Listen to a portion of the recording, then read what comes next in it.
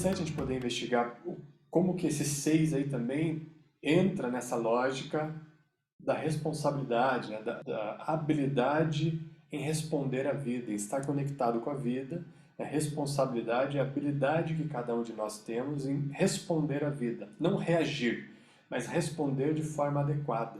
Então, se a gente fosse pensar assim, a nossa encarnação e pensar nos números, né? Eu gosto bastante da linguagem dos números, a gente já falou, eu sempre insiro alguns elementos numéricos aqui, ou numerológicos, vamos colocar assim, no meio das nossas conversas, mas quero trazer hoje agora aqui umas somas aí mais específicas, e mesmo que quem não entende de numerologia, eu vou explicando também a qualidade desses números, a gente vai compondo esses números e vai ficando também mais claro de olhar a vida através dos números. Né? Inclusive, nesse aspecto dos números, eu sempre indico um professor chamado Shiv Charan. Eu sugiro que vocês busquem ele pela internet, vejam tudo que vocês possam ver. É um grande mestre da numerologia e desse olhar para a vida através dos números. Ele tem um olhar muito particular, assim, eu diria que é uma visão poeticamente lógica. Não sei se vocês compreendem isso. É uma poesia diante da lógica. Então, olhar para a vida de forma lógica, mas ao mesmo tempo de forma poética. Então, é muito interessante olhar por esse prisma a vida, olhar pelos números através desse ângulo.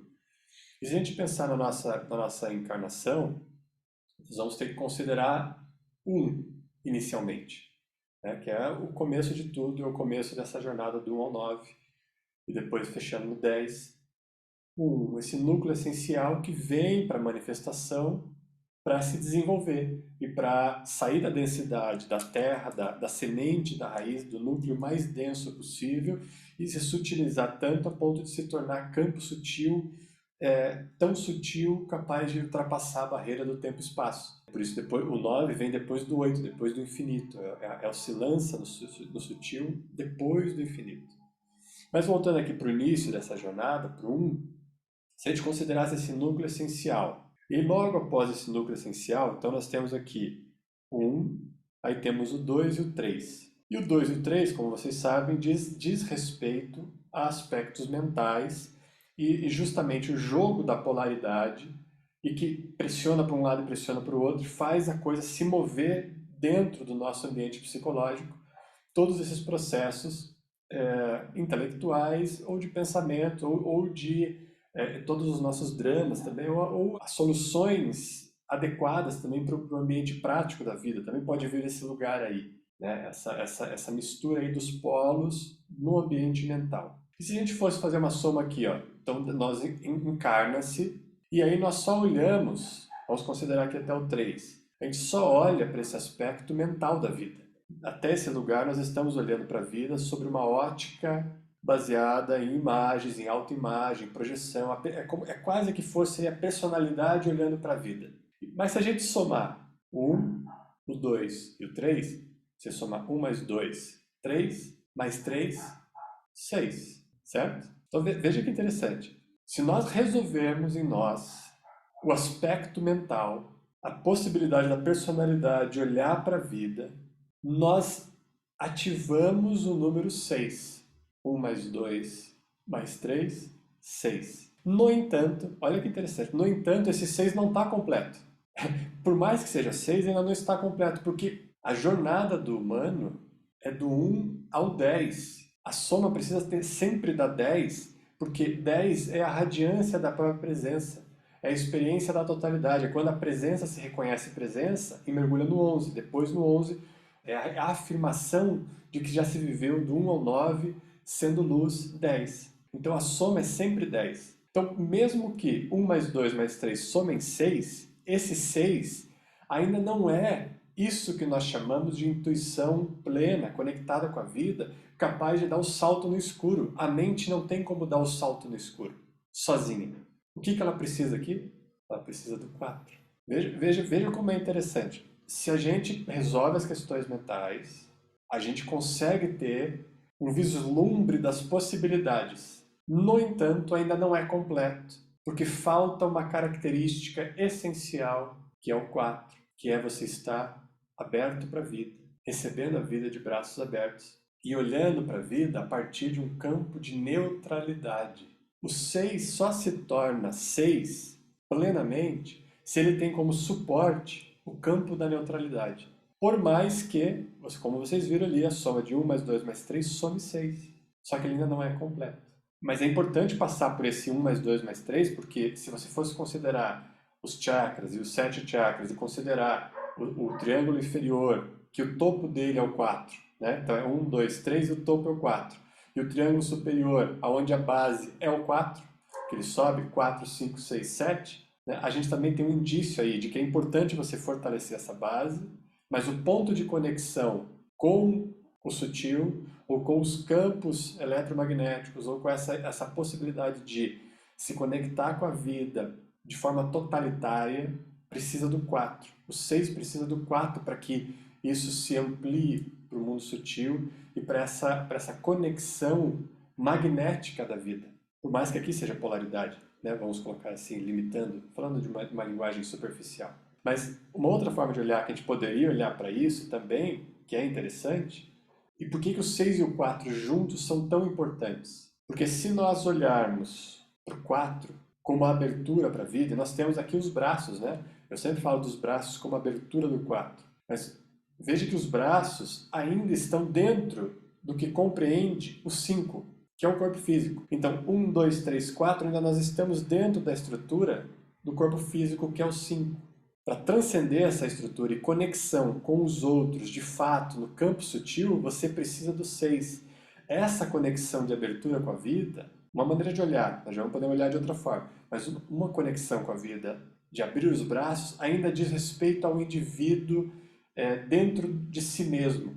Para que essa conexão e essa relação se torne completa e ampla, você precisa se conectar com o 6. E o 6 ser esse âmbito, esse primeiro ponto, essa primeira instância eletromagnética e que se conecta com o externo, sem necessidade das mentes, sem necessidade dos dramas. Se conecta via campo sutil, via magnetismo. Então, uma verdadeira relação com as pessoas se dá pelo 6, com o suporte no 4. No entanto, o 4 aqui, essa é uma forma de olhar. No entanto, o 4, ele oferece uma outra visão, porque se nós formos pensar nas densidades, nos gunas, nas qualidades vibracionais da vida, e pensar que existe uma qualidade densa, uma qualidade mais movimentada, então o 2 seria tamas, o 3 rajas, que é essa qualidade mais densa, e o 4 é o que a gente chamaria aqui de sattva. Mesmo esse sattva, ele ainda não é essa experiência do 6 se conectando com o 4. Porque a gente ainda estaria preso nas qualidades vibracionais que dizem respeito ao mundo da forma. Rajas, tamas e sattva dizem respeito ainda ao mundo da forma, por mais sutil que seja sattva. E o 4, ele é a encruzilhada, ele é a porta do paradoxo do 5, certo? O 4 é a porta do paradoxo. Então ele já apresenta como sugestão um paradoxo, porque ele pode ser sutil o suficiente, mas ainda para estar atrelado ao mundo material, sem ter se lançado completamente nos campos superiores e nos campos sutis, de conexão real com a vida, porque quando a gente vai chegar depois lá no 10, que é a realeza, é o ser real, é a luz, é a luminosidade, é a autoiluminação, é a possibilidade que você tem de iluminar a própria vida, quando 6 e 4 se unem. No 4, a gente acaba não estudando muito isso nos cursos de formação, mas no 4 a gente ainda tem um quarto guna. Esse é um assunto que eu não vou entrar muito, porque ele é complexo, mas para vocês saberem aí como informação, porque a ideia dessas conversas aqui sejam de aprofundamento também, nós temos uma quarta possibilidade dos gunas, e que é um guna que transcende a ideia de tempo e espaço, e que também se conecta com o quarto. Inclusive na tradição do Guru Nanak é chamado de Chota, que é o 4 como estado, ou Turiya Guna. Seria o quarto guna, que é essa porta do paradoxo que o 5 vai resolver e vai se assentar sobre ele, é o centro. Então, esse paradoxo abre para a porta das questões centrais do humano. O 5 é o centro, é o meio do círculo do 10. Então, é um ponto central, é o meio da jornada do 1 ao 10. E aí, se conectar com o paradoxo, transcendendo a ideia de tempo e espaço. É como se nós colocássemos aqui, ó, quando o 4 ele lança esse olhar para a sutileza, ele compreende um lado desse quadrante que é o sattva, que é o sutil, e ele compreende o outro lado desse quadrante, que é o fora do tempo, que é onde a alma se assenta no corpo. Então, alguns de vocês já viram falar, no coração é onde a alma, que vem como impulso do fora do tempo, se assenta no tempo e espaço. É nesse campo do coração. E por isso que ele é relevante para a gente, por isso que ele se conecta com o 6, que é a intuição. Fora dela é ambiente sutil, como eu falei, é 1 mais 2 mais 3. É ambiente sutil, é um certo grau de clareza já da vida, mas ainda não é a experiência total. Ainda você sente que falta algo, você precisa acessar outra coisa ali, que é essa transcendência do 4, mas do 4 superando também esse impacto intelectual dentro da sutileza. Você rompendo essa barreira e expressando, então, o sentido da alma. Veja que interessante, se a gente considerasse que o 4 é essa expressão do infinito, ou melhor, onde o infinito se acopla, a expressão do infinito é o 5. É quando isso se expressa, é quando é possível esse infinito, o fora do tempo, resolveu o paradoxo do fora do tempo no tempo, expressou esse fora do tempo e se conecta com as pessoas a partir de um senso de intuição e de realidade. Então, esse senso aqui, esse sentido, é o sentido da alma no tempo e espaço. E que a gente às vezes chama de sexto sentido, não é? Assim, quando você tem algo está falando com você que vem de um lugar que você não sabe dizer de onde vem, você diz sexto sentido. O sexto sentido é o sentido da alma no tempo e espaço. É quando a alma faz sentido no tempo e espaço, porque se conectou com o 4.